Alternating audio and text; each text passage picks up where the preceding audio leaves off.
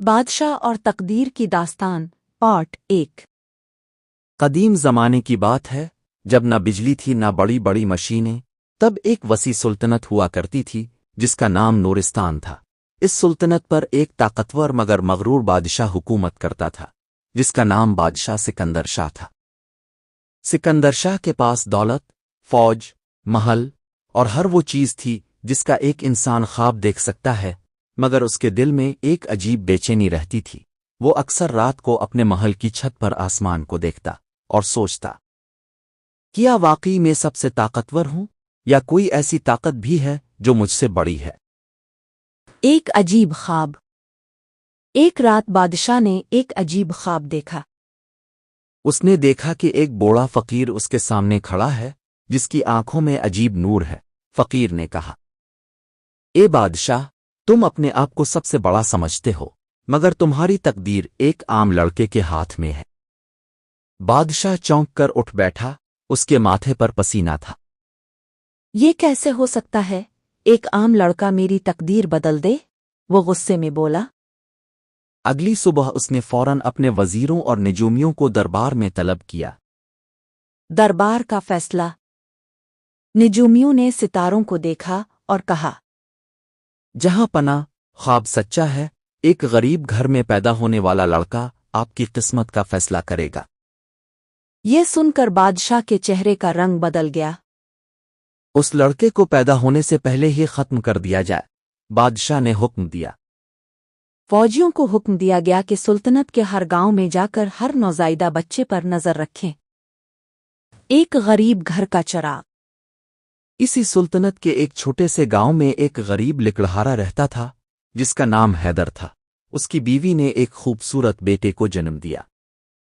گاؤں کی ایک بوڑھی عورت نے بچے کو دیکھ کر کہا، یہ بچہ عام نہیں ہے، اس کی قسمت بہت بڑی ہے۔ اس بچے کا نام رکھا گیا ارسلان۔ مگر قسمت کو کچھ اور ہی منظور تھا۔ خطرہ سر پر۔ بادشاہ کے سپاہی گاؤں میں پہنچ گئے۔ وہ ہر گھر کی تلاشی لے رہے تھے۔ جب وہ حیدر کے گھر کے قریب پہنچے تو ارسلان کی ماں گھبرا گئی۔ اگر انہوں نے میرے بچے کو دیکھ لیا تو وہ اسے مار دیں گے، وہ روتے ہوئے بولی۔ حیدر نے فوراً ایک فیصلہ کیا۔ اس نے بچے کو ایک ٹوکری میں رکھا اور اسے جنگل کی طرف لے گیا۔ یا اللہ، میرے بچے کی حفاظت کرنا، کہہ کر اس نے ٹوکری کو دریا کے کنارے چھوڑ دیا۔ ٹوکری پانی میں بہنے لگی۔ ہوا تیز تھی، رات اندھیری تھی، مگر وہ ننھا بچہ سکون سے سو رہا تھا جیسے کوئی اسے حفاظت دے رہا ہو۔ کچھ دیر بعد وہ ٹوکری ایک بوڑھے درویش کے پاس جا رکی جو دریا کے کنارے عبادت کر رہا تھا۔ درویش نے ٹوکری کھولی اور مسکرا دیا۔ یہی وہ بچہ ہے جس کا ذکر وقت نے مجھ سے کیا تھا۔ اس نے بچے کو اپنے ساتھ رکھ لیا۔ سال گزرتے گئے۔ ارسلان بڑا ہونے لگا۔ درویش نے اسے صرف پڑھنا لکھنا ہی نہیں سکھایا بلکہ سچائی، بہادری اور انصاف کا درس بھی دیا۔ ارسلان اکثر پوچھتا، بابا، میں کون ہوں؟ میرے ماں باپ کہاں ہیں؟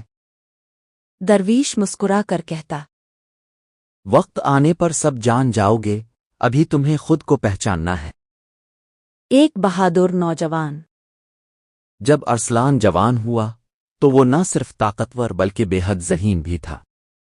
ایک دن اس نے درویش سے کہا، میں دنیا دیکھنا چاہتا ہوں، میں جاننا چاہتا ہوں کہ میری قسمت کیا ہے۔ درویش نے اس کی آنکھوں میں دیکھا اور کہا، جاؤں، مگر یاد رکھو تمہارا راستہ آسان نہیں ہوگا۔ تمہارا سامنا ایک ایسے بادشاہ سے ہوگا جو اپنے خوف کا قیدی ہے۔ ارسلان نے سر جھکایا اور سفر پر نکل پڑا۔ آگے کیا ہوگا؟ کیا ارسلان کو اپنی اصل پہچان ملے گی؟ کیا وہ بادشاہ سکندر شاہ کا سامنا کرے گا؟ اور کیا تقدیر واقعی بدل سکتی ہے؟ پارٹ 2 جس میں ارسلان کی بادشاہ کے شہر میں آمد۔